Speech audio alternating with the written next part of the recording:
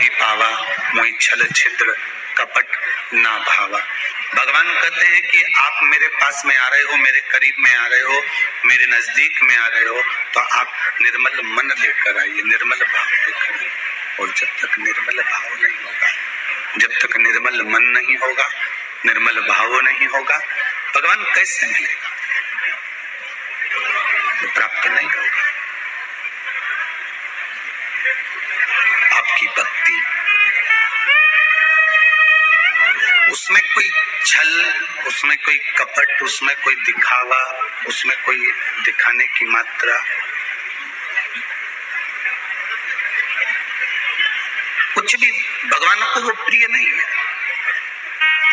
भगवान तो कह रहे हैं कि आप जिस भाव से मुझे ले जाने के लिए आ रहे हो, जिस तरह से मेरे पास में आ रहे हो, आप बस वही साधारण सा एक रूप, वही साधारण सा एक तरीका, वही साधारण सा एक स्वरूप, वही साधारण सा एक भाव आप लेकर मेरे करीब में आ जाइए।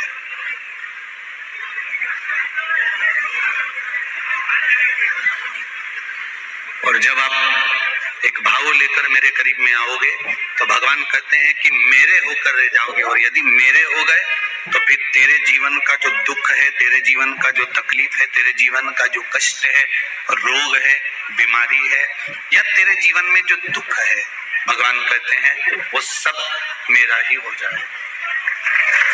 फिर आपको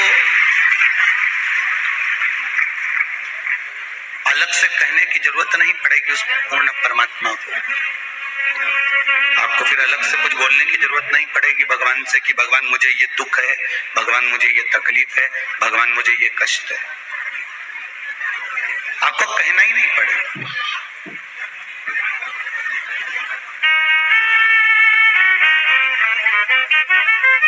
फिर आप परमात्मा से नहीं कहो।